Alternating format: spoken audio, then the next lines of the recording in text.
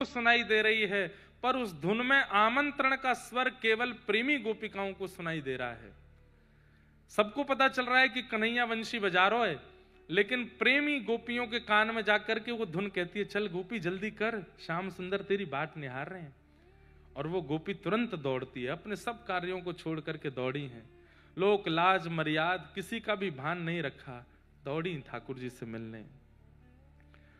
असंख्य गोपियां वन में पहुंच गईं। ठाकुर जी वेणुनाद कर रहे हैं। तत्पश्चात ठाकुर जी ने देखा, सब गोपियों का स्वागत किया, आने का कारण पूछा। गोपियां कुछ नहीं बोली। ठाकुर जी ने पतिव्रता नारी का धर्म बताया कि कहीं ये डर डरा करके वापस लौट जाएं, लेकिन तब भी गोपियों को भय नहीं लगा, खड़ी रहीं। 10 श्लोक बाद जब गोपियों की बारी आई तो ठाकुर जी बोले कि आप सब क्यों आई हैं? तो गोपियों ने 11 श्लोकों में ठाकुर जी को उत्तर दिया। मैवं विभोर हति भवान गदितुम नृशंसम संत्यज्य सर्व विषयां स्तव पाद मूलम भक्ता भजस्व दुर्वग्रह मात्यजास्मान देवो यथादि पुरुषो भजते मुमुक्षु। प्रणय गीत कहते हैं इसको। ये गुप्त गीत है। 7 प्रकट गीत हैं भागवत में और 7 गुप्त गीत हैं। उनमें से एक है प्रणय गीत। गुप्त गीतों में प्रणय गीत गा करके ठाकुर जी को अपने हृदय का प्रेम बताया गोपियों ने। हम आपसे मिलना नहीं चाहती, आपका स्पर्श नहीं चाहती, आपको देखना नहीं चाहती, बस आपसे एक बार सुनना चाहती हैं कि आपने हमको स्वीकार कर लिया। फिर भले ही आप हमको देखना मत, मिलना मत, छोड़ देना, बस एक बार कह दो कि आपने हमें स्वीकार कर लिया। हम इस वाक्य में पूरा जीवन निकाल देंगे कि आपने कह दिया कि मैंने तुझे स्वीकार किया। कितनी बड़ी बात है बंधुओं। हमारे जीवन में एक बार विठोवा कभी प्रकट होके यूं कह दें, तू मेरो है। फिर भले ही ठाकुर जी कभी नहीं दिखे। एक बार श्रीनाथ जी प्रकट होके कह दें कि तू तो मेरो है। किशोरी जी कह दें तू मेरो है। साधनहीन दीन में राधे। गाइए। साधनहीन दीन में राधे तुम करुणामयी प्रेम अगाधे।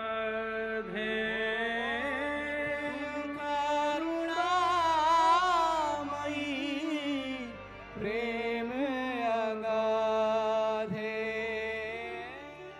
तुम करुणामयी प्रेम अगाधे। तुम करुणामयी प्रेम अगाधे मोहे तो भरोसो है तेरो री किशोरी राधे। मोहे तो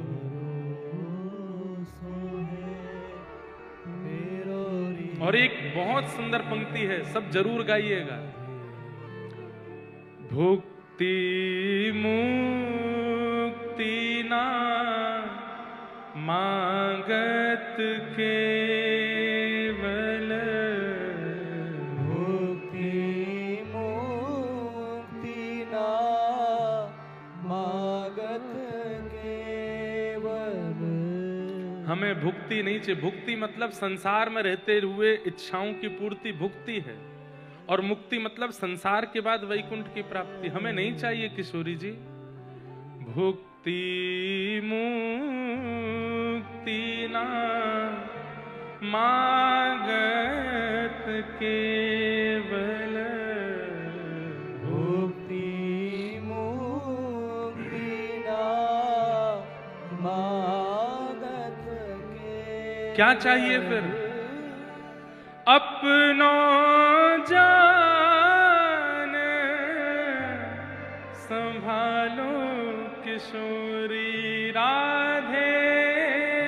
अपनो जान संभालो किशोरी राधे अपनो जान संभालो किशोरी राधे अपनो जान संभालो किशोरी राधे मोहे तो भरोसा है तेरो रे किशोरी राधे मोहे तो भरोसा है तेरो री किशोरी हमें कुछ नहीं चाहिए श्याम सुंदर आपसे। हम आज सब कुछ छोड़ छाड़ करके आपके सन्मुख इसलिए आई हैं कि बस ये कह दीजिए कि आपने हमें स्वीकार कर लिया। कह दीजिए, बस करिएगा भी मत, बस बोल तो दो एक बार कि आपने हमें स्वीकार कर लिया। ये सुन करके और इस शब्द के सहारे पूरा जीवन जी लेंगी। मत दिखना हमको कभी भी। कैसा प्रेम है गोपियों का। ये संसारी प्रेम नहीं हो सकता। जहां मिलने की इच्छा है, जहां स्पर्श की इच्छा है, जहां वार्ता की इच्छा है, जहां दिखने की इच्छा है, वो संसारी प्रेम है। गोपियों का प्रेम परम पवित्र है। वो कह रही हैं बस आप एक बार बोल दो कि तुम हमारी हो, चली जाएंगी फिर हम। पर्दा कर लेना आप हमसे, मत दिखना। वो आप बोल दोगे, वो स्वर लहरियां हमारे मस्तिष्क में, हृदय में, दिमाग में घूमती रहेंगी, उसी के सहारे जी लेंगी हम। ठाकुर जी ने इनकी प्रेम की परीक्षा ली और ऐसा प्रेम प्रस्तुत किया गोपियों ने। ठाकुर जी बोले, अरे गोपियों, मैं जानता हूं तुम आज की प्रतीक्षार्थी नहीं हो, त्रेता युग से प्रतीक्षा कर रही हो। जब मैं दंडक वन में राम बनकर के आया था, तब तुम सब गोपी ही उस दंडक वन के संत थे, ऋषि थे, जो मेरे दर्शन की लालसा में बैठे थे। लेकिन सीता हरण के बाद मैं लंका चला गया और वहां जाकर के रावण वध करके जब सीता जी को मुक्त किया, तब लक्ष्मण जी ने बताया कि 14 वर्ष पूर्ण हो गए हैं, तो मुझे कैसे भी वापस अयोध्या पहुंचना है, नहीं तो भरत जीवित नहीं मिलेगा। इस कारण से मैं आप लोगों को दर्शन देने नहीं आ पाया था। तब आप लोग ही प्रतीक्षा करते करते करते अपने प्राण त्याग दिए और वही दंडक वन के संत ही व्रज की गोपी बन करके आए हैं। आपकी प्रतीक्षा तो एक युग की है। आप आज के प्रतीक्षार्थी थोड़े ही हैं, आप तो कब से प्रतीक्षा कर रहे हो। और अब जाकर के भी मैंने परीक्षा ली तो आप सब कह रहे हैं कि आपको कुछ नहीं चाहिए, बस मैं अपना लूं।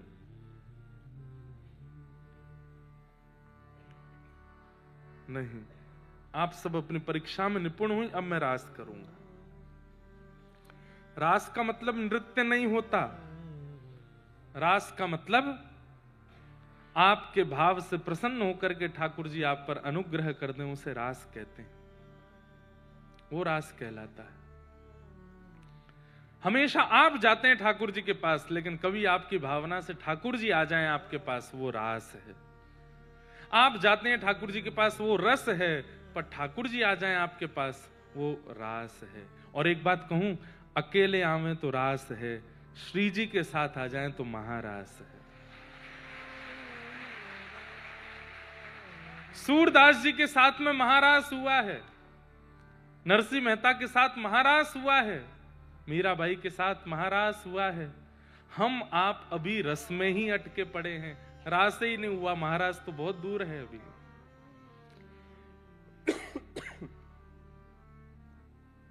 कभी ठाकुर जी अनुग्रह कर दें।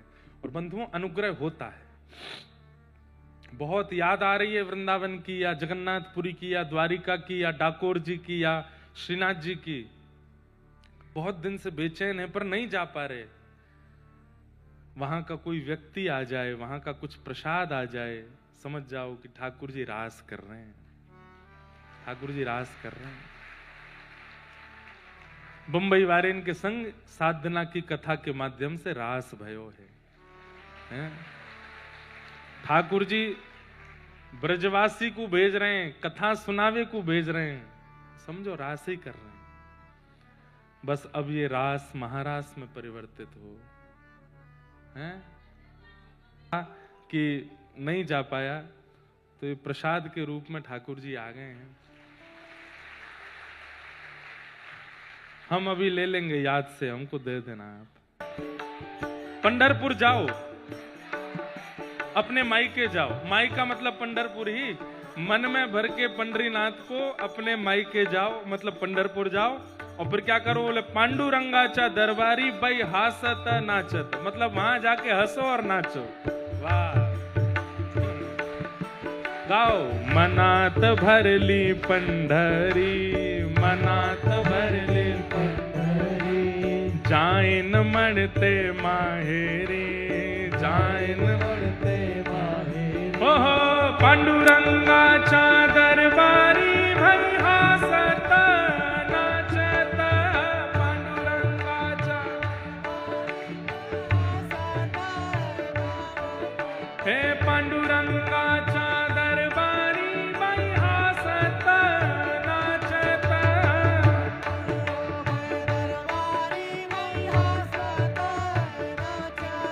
हे चंद्रभागेच वालवंट, चंद्रभागेच चंद्रभागेच वालवंट, हे तेच आमाच वैकुंठ, तेच आमाच वैकुंठ, हे तेच आमाच वैकुंठ, हे आनंद भरला घंटाट भई हासत नाचत,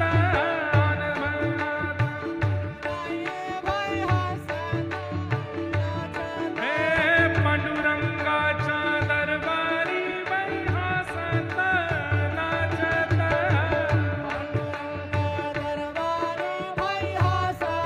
बोल पंडरीनाथ भगवान की। रास हो रहा है भैया, प्रेम से नृत्य करो।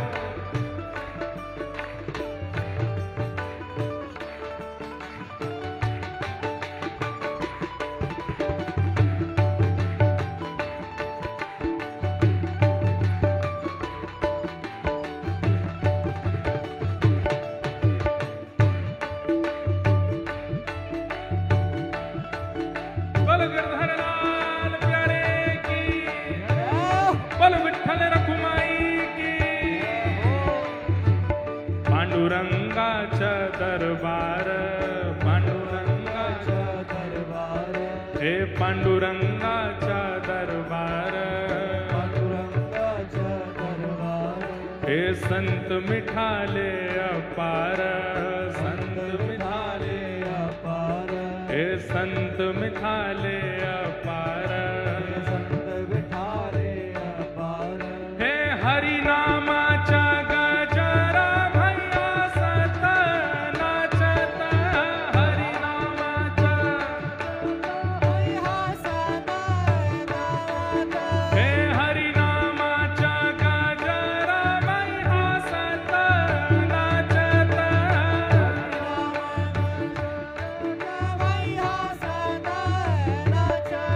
हे मनात भरली पंढरी, मनात भरली पंढरी, हे जाइन मणते माहेरी,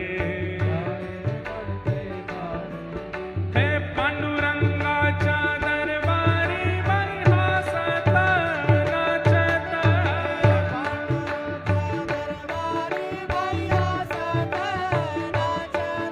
हे पांडुरंगाचा दरबारी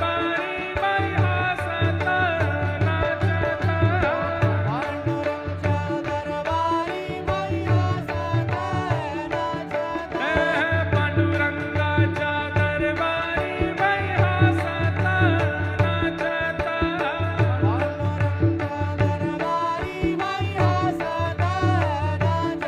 हे पांडुरंगाचा दरबारी बाई हासत नाचत,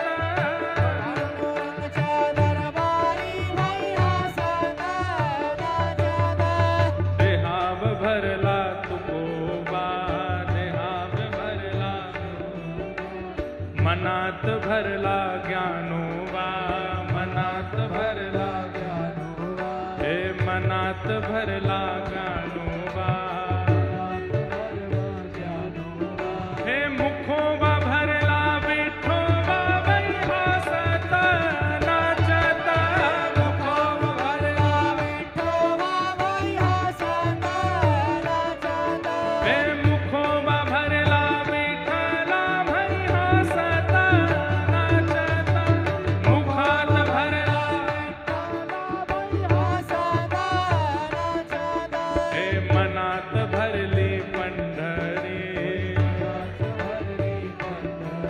हे आयन म्हणते माहेरे हे मुखात भरला विठोबा बाई हसत नाचत मुखात भरला हे मुखात भरला विठोबा बाई हसत नाचत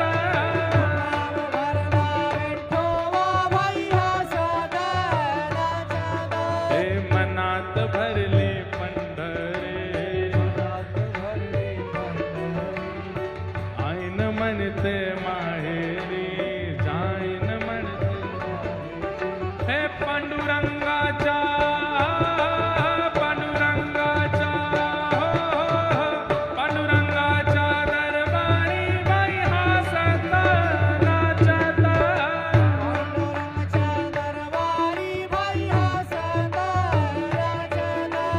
पांडुरंगाच्या दरबारी बाई हसत नाचत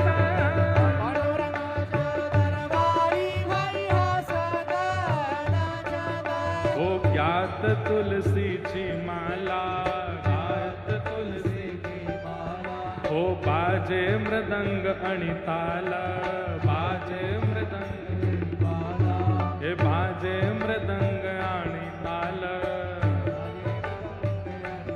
हे हे कीर्तन करूच हरिहरा बाई हसत नाचत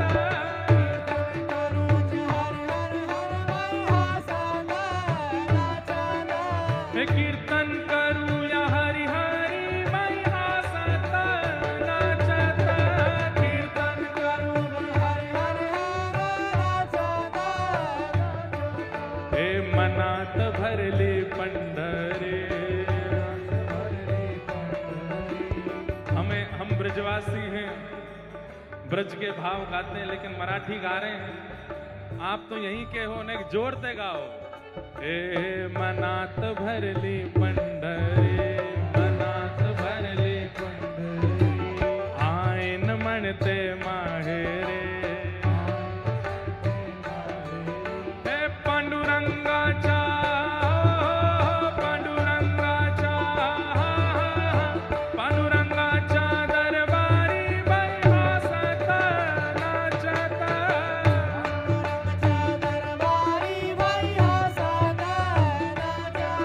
हे पांडुरंगाच्या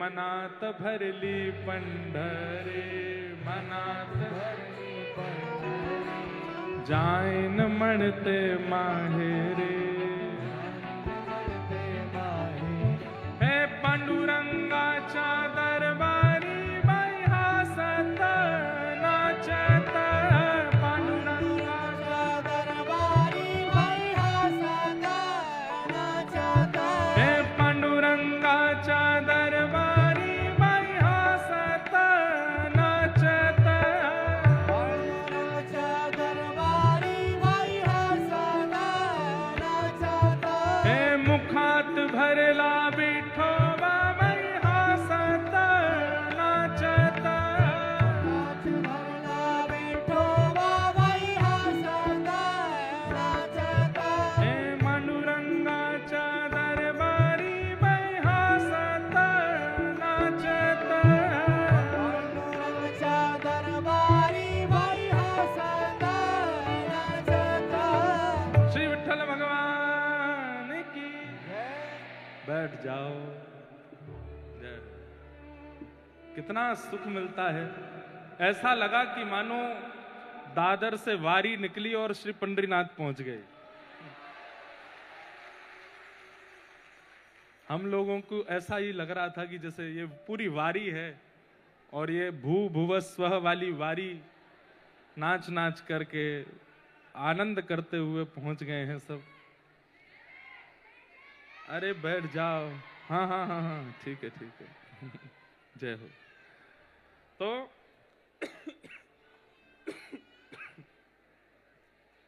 ठाकुर जी रास करें उसके अधिकारी बनो, लेते हैं लाला भी, उसके अधिकारी बनो। एक तो हमारे सामने घड़ी इतनी तेज भागती है, 3 बज गए। ये नहीं हमारी फ्लाइट भी है, हमको सीधे जाना है। तो ठाकुर जी अब सुनो सुनो, हम विषय पूरा कर लें, 2 मिनट सुनो।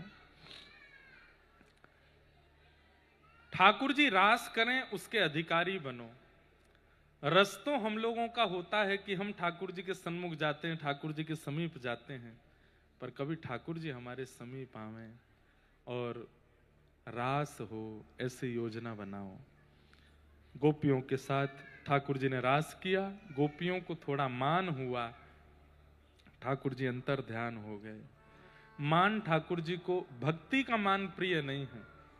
वैसे तो कोई भी मान हो, धन का मान हो, ऐश्वर्य का मान हो, नाम प्रतिष्ठा कीर्ति का मान, कोई भी मान ठाकुर जी को प्रिय नहीं, पर भक्ति का मान तो बिल्कुल भी प्रिय नहीं है। कई लोगों को अपनी भक्ति का अभिमान हो जाता है। हम लोग इतना नियम करते हैं, इतनी जल्दी उठ जाते हैं, ऐसा तिलक स्वरूप धारण करते हैं, इतना क्रम से रहते हैं, इतनी कथा सुन ली, इतनी परिक्रमा लगा ली, ये कर लिया वो कर लिया। इसका जो मान हमारे चित्त में आ जाता है, इस मान के कारण ठाकुर जी दूर ही रहते हैं। भक्ति का मान नहीं होना चाहिए, भक्ति का तो सौभाग्य होना चाहिए कि हम कर पा रहे हैं, ये ठाकुर जी की कृपा है। कितना कर रहे हैं, कैसे कर रहे हैं। एक बात है, आप कभी पंढरपुर जो वारी जाती है, दुनिया में और भी कई तीर्थ स्थान हैं जहां पर लोग ऐसे सवारियां ले ले करके जाते हैं, पर हर किसी की सवारी या यात्रा का एक उद्देश्य होगा। वो इसीलिए देवता के पास जा रहे हैं कि उनको कुछ कामना है। कोई पैदल चल के जा रहा है, कोई दंडवती करते हुए जा रहा है, कोई लेटता हुआ जा रहा है, सबकी एक कामना है। पर हमारे महाराष्ट्र में जो पंडरीनाथ भगवान की वारी होती है, उसमें आप जाकर के यदि उन वारकरी वैष्णवों से पूछो कि क्यों जा रहे हैं पंढरपुर, तो वो कहेंगे केवल विठोवा देखाच। ये बोलते हैं, क्या बोलते हैं? एक बोलो, पारी,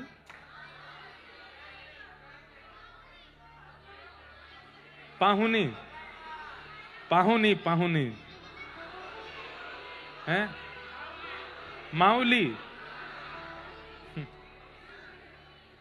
माउली देखाच, माउली पाहुनी। अरे ठीक है, आपको पता है सब। वो उनकी भावना केवल एक है कि हमको विठोबा को देखना है बस। और कोई इच्छा से वो लोग वारी इतना लंबा चल कर, बंबई से भी वारी जाती है, पुणे से भी वारी आती है। मैं एक बार कथा कर रहा था खाम गांव, शेगांव, वहां से भी वारी जाती है, नागपुर से वारी जाती। कितने लोग कहां कहां से पंढरपुर जाते हैं। और आपको पता है वो जिस वारी में, वो जो आषाढ़ी एकादशी के दिन वहां पहुंचते हैं, उस दिन लाखों की तादाद में, करोड़ों की तादाद में पहुंच जाते होंगे, लाखों ही पहुंचते होंगे। वो सब दर्शन भी नहीं कर पाते विठोबा के, केवल ध्वजा जी देखते हैं मंदिर की। वो कहते हैं कि आज के दिन विठोबा ऊपर ध्वजा पे आके बैठ जाते हैं, तो इसलिए ध्वजा का दर्शन करो। अकिंचन निष्किंचन भक्त हैं अधिकतर यहाँ के वारकरी वैष्णव, हमारे महाराष्ट्र के अद्भुत हैं। तो ठाकुर जी उनके साथ हैं। अच्छा जय हो। क्या बोली मैया समझ में नहीं आया उनको। कुछ मराठी में बोली आप।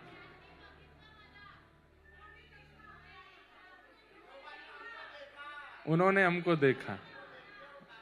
वाह वाह, बहुत बढ़िया, वाह। हाँ ये बात, ये देखो, ये असली बात। वो जो वारी लेकर के वारकरी जाते हैं, वो वहां विठोबा के दर्शन नहीं कर पाते। वो यही कहते हैं कि हमने नहीं देखा, उन्होंने हमको देख लिया। हाँ ये बात, ऐसी बात कुछ बोलनी चाहिए कथा के बीच में, जय जय ये जय जय वो, ये क्या है? ऐसी कोई भाव हो तो अच्छा है ना। उन्होंने हमको देख लिया, हमने उनको नहीं देखा, उन्होंने हमको देखा। वाह। और यही रास है कि वो हमको देख ले, हम उनको देखें ये रस है, पर वो हमें देखें ये रास है। अब रुक जाओ, हमने कथा करंद।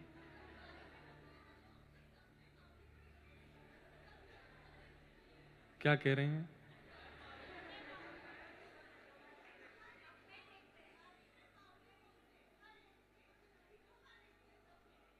अच्छा, हाँ हाँ हाँ, जी जी जी, यही बात है, यही वाली,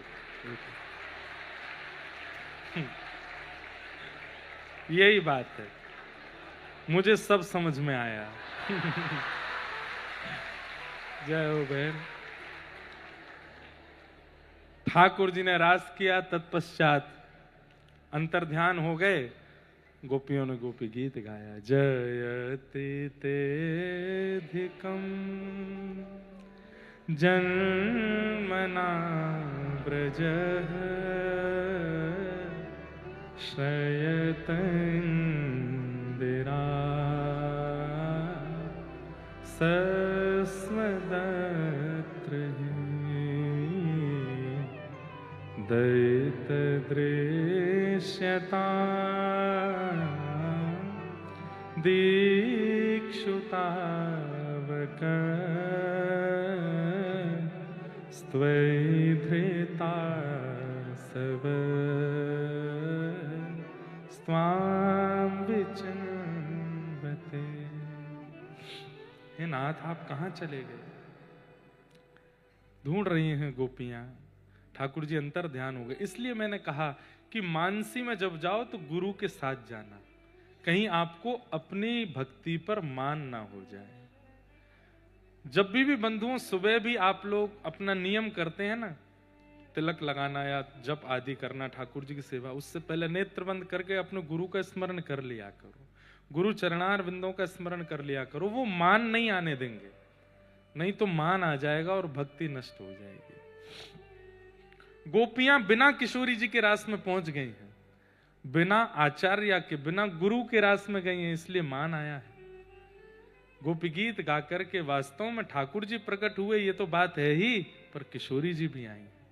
और जैसे ही किशोरी जी का आगमन हुआ, ता श्यामा बिरभूत सौरी, ठाकुर जी भी आ गए।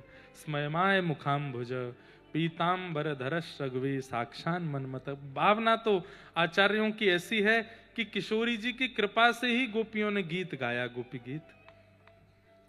आचार्य ही कृपा करके बताते हैं कि ठाकुर जी कैसे मिलेंगे। और गोपी गीत गाते ही ठाकुर जी प्रकट हुए। अब ठाकुर जी ने महारास किया। महारास का अभिप्राय क्या था? जितनी गोपी उतने कृष्ण, पहले एक कृष्ण अनेक गोपी, अब जितनी गोपी उतने कृष्ण। सबके साथ ठाकुर जी ने महारास किया। महादेव भी उस महारास में पधारे। ऐसे महारास को हम बारंबार वंदन करते हैं और आगे के क्रम में प्रवेश करते हैं। रास पंचाध्यायी के भाव को प्रणाम। यहाँ कंस की चिंता बढ़ गई कि महाराज कृष्ण तो आनंद कर रहे हैं, बड़े होते जा रहे हैं, मेरी मृत्यु बड़ी होती जा रही है। तब नारद जी ने उनको योजना बना करके कहा कि तुम मथुरा में धनुर्यज्ञ करो और कृष्ण को यज्ञ में सम्मानित करने की भावना से बुलाओ और यहां बुला करके मार देना। अक्रूर जी महाराज को वृंदावन भेजा।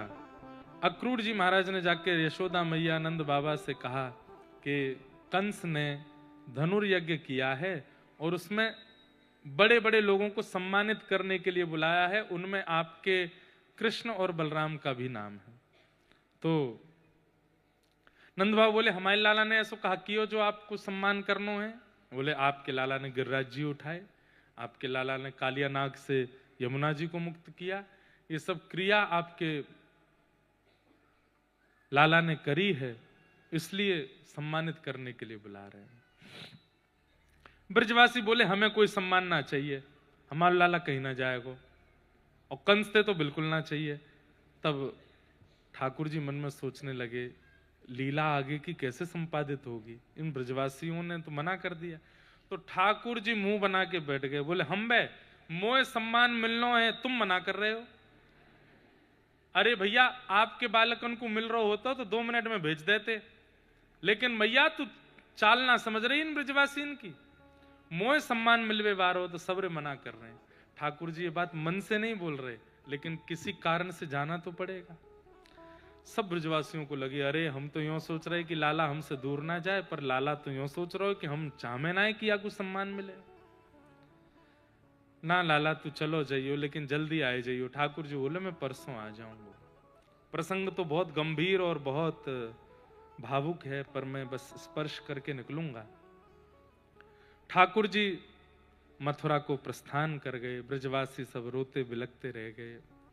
मथुरा जाकर के ठाकुर जी ने कुबलिया पीड़ हाथी का उद्धार किया, कुब्जा का उद्धार किया, दर्जी का उद्धार किया, माली का उद्धार किया, मथुरा वासियों का उद्धार किया। धनुष भंजन करके भीतर जाकर के ठाकुर जी ने बड़े बड़े मल्लों के साथ युद्ध किया। सिंहासनस्थ कंस को ठाकुर जी ने एक इतनी ऊंचे पद पे कंस बैठा था, ठाकुर जी यहाँ है, कंस वहां बैठा है, एक श्वास में ठाकुर जी ऊपर पहुंच गए और इतनी ऊंचाई से ठाकुर जी ने उठा करके कंस को दोनों भुजाओं से नीचे पटक दिया और कंस का वध हो गया। कंस मर्दन भगवान की, भगवान ने कंस का वध किया। तत्पश्चात मथुरावासी सब आनंदित हो गए। ठाकुर जी ने कारागृह में जाकर के अपनी मैया देवकी को मुक्त किया। देवकी मैया भावुक हो गई, लाला को 11 वर्ष 56 दिन बाद देखा है आज। देख करके हृदय से लगाया और मैया तो बस बोली अब लाला मुझे छोड़ के मत जाइयो। ठाकुर जी बोले नहीं जाऊंगा मैया, अब तेरे पास ही रहूंगा। उग्रसेन कंस के पिताजी को भगवान ने राजा बनाया मथुरा का। स्वयं सांदीपनी उपाध्याय जी के यहां पढ़ने के लिए गए ठाकुर जी। भगवान ने सांदीपनी उपाध्याय जी के यहां जाकर के अध्ययन किया। वहीं ठाकुर जी को परम मित्र सुदामा मिले।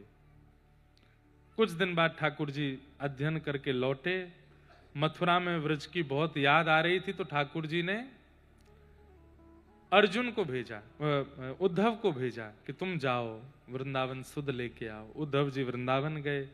किशोरी जी और सब गोपियों का सानिध्य प्राप्त करके कह के गए थे कि मैं शाम तक आ जाऊंगा। 6 महीने बाद लौटे उद्धव, और श्री उद्धव जी अत्यंत प्रेम रस में उन्मुक्त होके आए। बंधुओं, अर्जुन और उद्धव में कौन श्रेष्ठ, हमें कोई आकलन नहीं करना, कंपटीशन नहीं है, पर एक भाव दृष्टि से उद्धव श्रेष्ठ है। अर्जुन भगवान का विद्यार्थी है, उद्धव किशोरी जी का विद्यार्थी है, उद्धव श्री राधा रानी का विद्यार्थी है। इसलिए उद्धव जी महाराज जो हैं वो ज्ञानी भी हैं, पर प्रेम रस के भाव में भी रहते हैं। अर्जुन ज्ञानी है, पर प्रेम रस भगवान ने अर्जुन को नहीं दिया, उद्धव को दिया। हम लोग उद्धव जी वाली श्रेणी में हैं।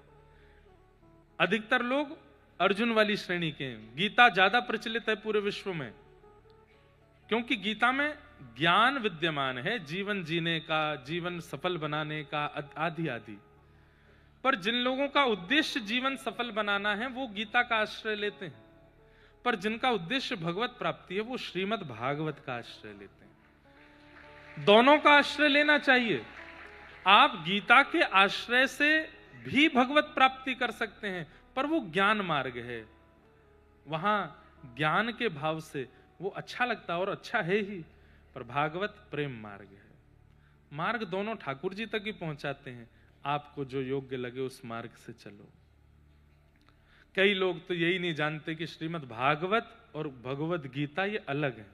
कई लोग सोचते हैं 7 दिन कथा सुनने के बाद ही बोलते महाराज जी आपने बहुत अच्छी गीता सुनाई। हमने कहा भाई गीता नहीं है, ये श्रीमद् भागवत है। भगवत गीता महाभारत का छोटा सा अंश है और श्रीमद् भागवत स्वच्छंद एक ग्रंथ है, महापुराण है। भगवत गीता भगवान ने गाई है और श्रीमद् भागवत, भगवत गीता गाने वाले भगवान कौन है उनका परिचय है। श्रीमद् भागवत तो अलग अलग है, वो भगवद है, ये भागवत है। भगवद मतलब भगवान के द्वारा जो वद यानी कि भाषित की गई है, बोली गई है, वो गीता। और भागवत यानी कि भगवान का या भगवान के, वो भागवत। तो ठाकुर जी कंस का वध किए, सांदीपनी गुरुकुल से पढ़ के आए, उद्धव जी को वृंदावन भेजा। उद्धव जी ज्ञानी बनकर के लौटे, प्रेम मार्गी बनकर के लौटे। तत्पश्चात ठाकुर जी ने मथुरा पर जरासंध ने चढ़ाई की। 17 बार ठाकुर जी ने जरासंध को हरा दिया।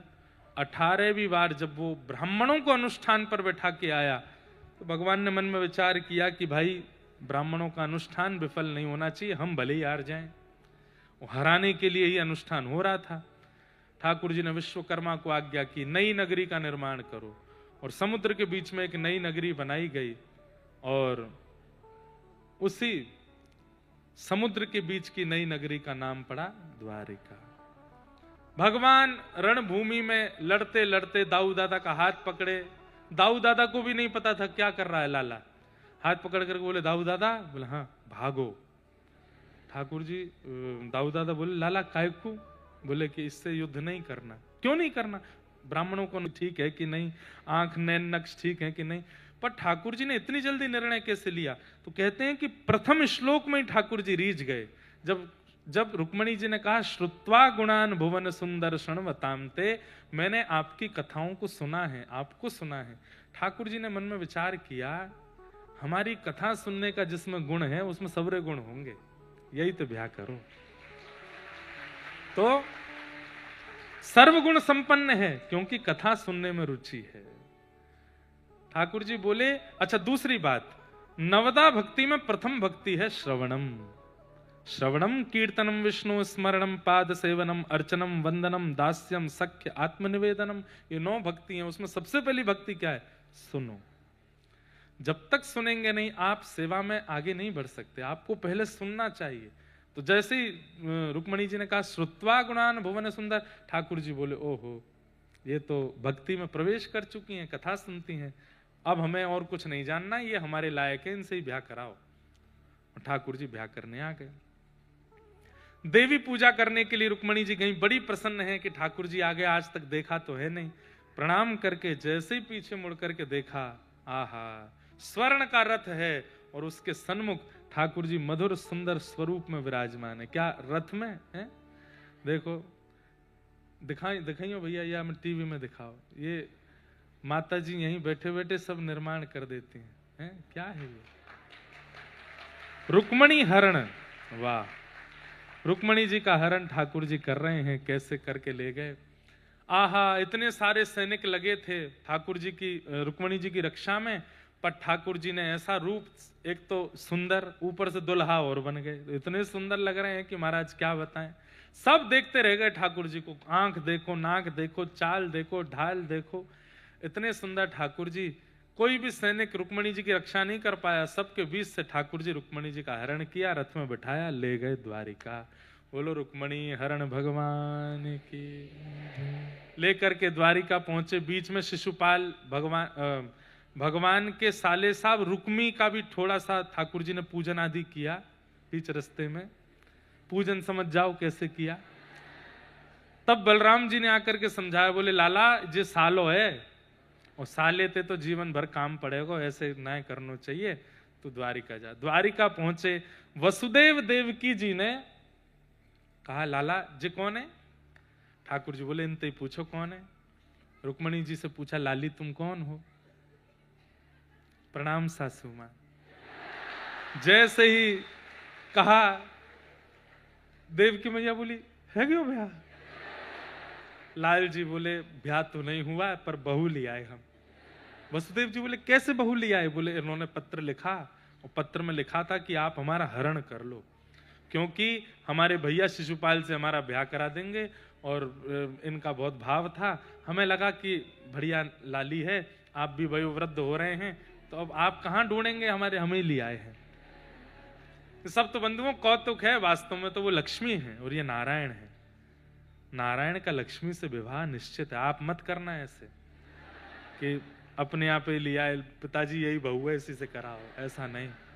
ठाकुर जी की लीला करणीय नहीं है, श्रवणीय है, क्योंकि वो भगवान है। राम जी की लीला करणीय है, कृष्ण लीला तो श्रवणीय है।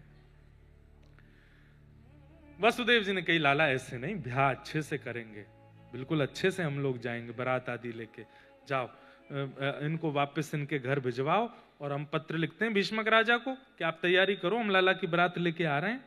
और पत्र लिखा, भीष्मक राजा राजी हो गए। भाई थोड़ा नाक मुंह मोड़ रहा था, लेकिन सबने समझाया, बोले अब होने दो, अब ब्याह हो जाने दो। ठाकुर जी बोले चलो भैया। ओहो द्वारिकाधीश की बारात, इतने सुंदर लग रहे हैं ठाकुर जी, इतने सुंदर लग रहे हैं, क्या कहे महाराज। देखने के लिए आए थे देवता, आकाश में बादलों की ओर से देख रहे हैं ठाकुर जी को।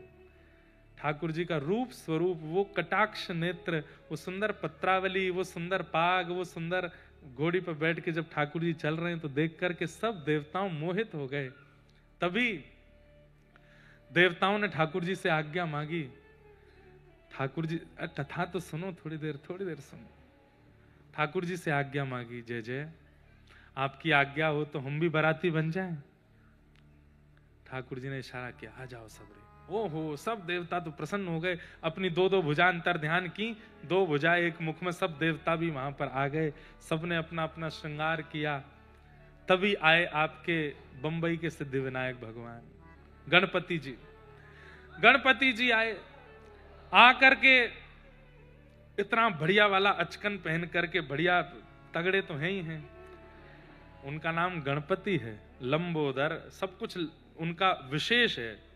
उदर भी विशेष है, मुख भी विशेष है, नासिका भी विशेष है, कान भी विशेष है, हस्त भी विशेष है, सब कुछ विशेष। और गणेश जी ऐसे तैयार होके पाग वाग पहन करके बढ़िया सुंदर ठाकुर जी की बारात में सबसे आगे आकर के खड़े हो गए। इंद्र आदि देवता दिखे ही नहीं रहे हैं, गणेश जी के आगे आते ही चल रहे हैं बिल्कुल ऐसे, और सबके सामने दिखाते हुए, सूंड आदि ऐसे घुमाते हुए, बड़े आनंद में। कोई कुछ प्रस्तुत कर दे तुरंत लेके पा लेते हैं, खुश हो रहे हैं सब। देवता बोले हमारा काम खराब हो रहा है। क्यों? बोले ये आगे आगे चल रहे हैं, हम तो दिख ही नहीं रहे हैं, हमें तो कोई देख ही नहीं पा रहा है। दो ही लोग दिख रहे हैं पूरी बारात में, या तो गणेश जी या द्वारिकाधीश। बोले क्या करें? बोले कुछ करो, इनको पीछे भेजो यहां से। बोले कैसे भेजें इनको पीछे? किसी पे बैठ गए तो उसके तो। तब इंद्र गए, गणेश जी बड़ी चिंता में हूं मैं तो। गणेश जी बेचारे बड़े भोले हैं, बड़े जितने बुद्धिमान उतने ही भोले, उतने ही सरल हैं। भोले बाबा के लाला हैं, भोले भी। तो क्या बात है, आप क्यों चिंतित हो इतने? अरे इंद्र आप तो हमारे राजा हो देवताओं के, क्या बात मुझे बताओ।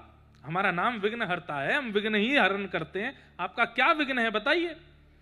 नहीं बताने से कोई फायदा नहीं, वो उसका कोई हरण कर नहीं सकता। अरे हम गणपति हैं, देवताओं के गण जितने भी हैं उनके स्वामी हैं गणेश जी। आपने किसी देवता से आराधना की और उससे कहा हमारा ये काम बना दो, वो अपने गणों से कहेगा जाओ भाई इसका काम बनाओ। वो गण भी देवता के बाद फिर गणेश जी से आज्ञा लेते हैं, आपकी आज्ञा हो तो जाएंगे, गणेश जी आज्ञा देंगे तो ही काम बनेगा, नहीं तो नहीं बनेगा, चाहे कितने देवताओं को रिझाओ। तो गणपति इसलिए विघ्नहर्ता प्रधान देव हैं, प्रथम देव हैं, जो देवताओं का भी विघ्न हरण करे वो गणपति। तो इंद्र से कहा क्या बात है बताओ। बोले सब जा रहे हैं, पूरी द्वारिका खाली हो गई है, ठाकुर जी का भंडार है, इतना सब यहाँ धन संपत्ति सामग्री है, बड़ी चिंता में है सब, ठाकुर जी भी चिंता में, हम भी चिंता में कि पीछे से द्वारिका को कौन संभालेगा। ये सब चाबियां हैं तिजोरी की, सब चोरी हो जाएगा, सब लुट जाएगा। गणेश जी बोले आप इतने दुखी मत हो, आप सब जाओ, मैं रुकता हूं ना यहाँ पे, लाओ सब चाबी दे दो हमको। नहीं नहीं नहीं, आप देखो कितनी बढ़िया आचकन पहन के आए हो, आप तैयार हो, आप तो बाराती लग रहे हो, आप नहीं नहीं कोई बात नहीं, हमारा काम है ठाकुर जी का विवाह मंगल में हो, उसके लिए द्वारिका में अगर हमको रुकना पड़े हम रुक जाएंगे, आप बस वहां से हमारे लिए प्रसादी ले आना, जो बारात में जीवनार सबको मिले वो ले। हाँ हाँ हम ले आएंगे, लाओ चाबी दो, तुम सब जाओ। इतने सीधे इतने भोले बेचारे श्री गणेश जी लौट करके जा। तभी ठाकुर जी ने घोड़ी पे से देखा ये गणेश जी कहां जा रहे हैं। उद्धव जी को बुलाया, उद्धव ये कहां जा रहे हैं। बोले पूछ के आता हूं। बोले ये देवताओं की चाल है कोई, इनको लेके आओ, ये चलेंगे तभी विघ्न हरेगा, नहीं तो भाई इनके बिना कैसे होगा सब कुछ। तो गणेश जी गए, जाकर के बड़े प्रसन्न बेचारे बैठ गए, सीधे साधे अपने द्वारिका की रक्षा में बैठ गए। बोले सब गए, मैं देख लूंगा यहाँ पे। उद्धव जी गए, आप क्यों नहीं चल रहे। अरे उद्धव पूरी द्वारिका खाली हो गई, सब गए भगवान की बारात में, स्वर्ग लोग खाली हो गया, सब देवता गए, कोई तो होना चाहिए देखने वाला। ये सब भंडार में देखूंगा, स्वर्ग भी जाता रहूंगा बीच बीच में, सब ठीक है कि नहीं, मैं सब संभाल लूंगा, तुम जाओ। उद्धव जी बोले आप भी कैसी बात करते हैं, ये द्वारिका है, समुद्र के बीच में है, कौन आएगा यहाँ पे। और ठाकुर जी की सामग्री चोरी करने की किसी में सामर्थ्य है। अरे वो ठाकुर जी हैं, भगवान है, कौन चोरी करेगा, कौन यहाँ। अरे सब कुछ आनंद में। आपको क्या लग रहा है कि भगवान की बारात में केवल मानव ही गए हैं। अरे जितने हीरे जवाहरात आदि सब भीतर भीतर धरे हैं, ये सब भी रूप धारण कर करके सब बारात में जा रहे हैं, कोई है ही नहीं यहाँ पर, ये सब देवताओं की चाल है। आपको क्या लगता है कि देवता नीचे आ गए तो स्वर्ग लोग खाली, स्वर्ग भी रूप धारण करके आया है, नरक भी रूप धारण करके आया है, तीनों लोग रूप धारण, ठाकुर जी की बारात है, कौन रुकेगा, सब लोग जा रहे हैं। अरे समुद्र देव भी रूप धारण करके जा रहे हैं, आप रुकेंगे तो कैसे, ये सब देवताओं की चाल है। क्यों, मुझसे क्या पीड़ा। बोले आप बहुत सुंदर लग रहे हैं, आगे आगे चल रहे हैं, उनको कोई देख नहीं रहा, पूछ नहीं रहा, इसलिए सब कर रहे हैं। अच्छा अब सुनो हमारी बात। बोले क्या, हम सीधे हैं पर इतने भी नहीं, हम ऐसे नहीं जाएंगे, अब ये देवता ही आकर के ना कर गिड़ेंगे तब जाऊंगा मैं। उद्धव जी बोले कितनों को बुला के लाऊंगा, मैं किस किस को जाके कहूंगा आप चल दो ना। बोले नहीं नहीं नहीं अब नहीं जाऊंगा, अब तो ये यही आएंगे। तो गणेश जी ने फिर, उद्धव जी बोले आप ही कोई योजना बना। बोले रुको, मूषकों, सारे मूषक बुला लिए, सब महाराज विश्व भर के जितने मूषक हैं सब आ गए सामने, आज्ञा करें गणपति जी। बोले काम करो, बारात से आगे निकल जाओ, और आगे निकल करके जिस मार्ग से बारात जाने वाली है नीचे जाकर के जमीनें खोखली कर दो। मूषक दौड़े महाराज, बड़े छोटे जितने प्रकार के मूषक हैं सब गणेश जी की आज्ञा पाती दौड़े। बारात से कम किलोमीटरों आगे जा जा करके भीतर प्रवेश करके जमीन सारी खोखली कर दी। इंद्र चल रहा अपने रथ पर आरूढ़ होके, आगे हाथी ऐरावत, सब कह रहे वाह महाराज इंद्र की जय हो। इतने में जैसे ही उस स्थान पर पहुंचे जहां खोखला था, सब धस गए, ऐरावत हाथी नीचे गिर गया, रथ नीचे गिर गया, इंद्र नीचे गिरने लगे, ब्रह्मा जी का रथ लुढ़क गया, सब नीचे धसने लगे, ठाकुर जी की घोड़ी गिरने ही वाली थी, सब ने आके संभाला। बोले ये सब क्या हो गया, सारे बाराती रसातल में चले गए। ठाकुर जी बोले विघ्नहर्ता गणेश जी नहीं है इसलिए हो रहा है, सब देवताओं उनको बैठा के आ गए हो तुम लोग हैं, कोई रक्षा की जरूरत नहीं थी, उनको जाओ बुला के लाओ। सब देवता दौड़े दौड़े द्वारिका गए, गणेश जी बैठे हैं, हम रक्षा कर रहे हैं तुम जाओ। नहीं नहीं नहीं भगवान अब आवश्यकता नहीं, आप चलो। गणेश जी बोले भैया अब हम नहीं जाएंगे, अब तो हम यहीं रहेंगे। ठाकुर जी आए, बोले देखो आप ऐसे मत करो, मेरा ब्याह है, मेरे ब्याह में ऐसा करोगे आप बुरा मान के बैठ जाओगे? नहीं नहीं, ऐसे नहीं, इन्होंने ऐसा क्यों किया मेरे साथ? बोले अब नहीं करेंगे, अब सब कह तो रहे हैं आपसे कि आप चलो। नहीं, इसकी भरपाई अब दूसरे स्थिति से होगी। क्या? पहले मेरा ब्याह कराओ, पहले मेरा ब्याह होगा, पहले हमारा ब्याह करो, तब हम जाएंगे। ये सुनी हुई कथा है एक महापुरुष से। बोले आपका ब्याह कैसे करें? तब रिद्धि आई, गणेश जी से ब्याह करने का भाव बना। गणेश जी बोले देखो, हम बहुत व्यस्त रहते हैं विघ्न हरण करने में, सबके काम बनाने में, एक पत्नी से हमारा पारावार नहीं होगा। प्रसाद आदि बनाना और सब व्यवस्था बहुत ज्यादा है हमारी। 2 ब्याह तो रिद्धि सिद्धि दोनों आई।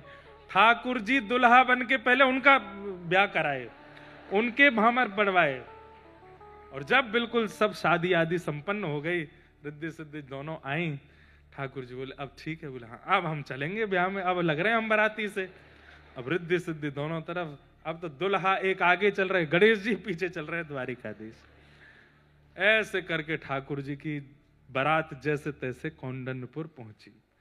आहा, वहां जाकर के जैसे ही ठाकुर जी का रूप देखा, सब कुंदनपुर निवासी मोहित हो गए और रुक्मणी जी का विवाह मंगल हुआ। बोलो रुक्मणी रमण भगवान की। रुक्मणी जी के साथ ठाकुर जी का विवाह संपन्न हुआ। तत्पश्चात भगवान के मधुर गृहस्थ आश्रम की लीला सब सुनाई गई। भगवान ने फिर 8 प्रमुख ब्याह किए।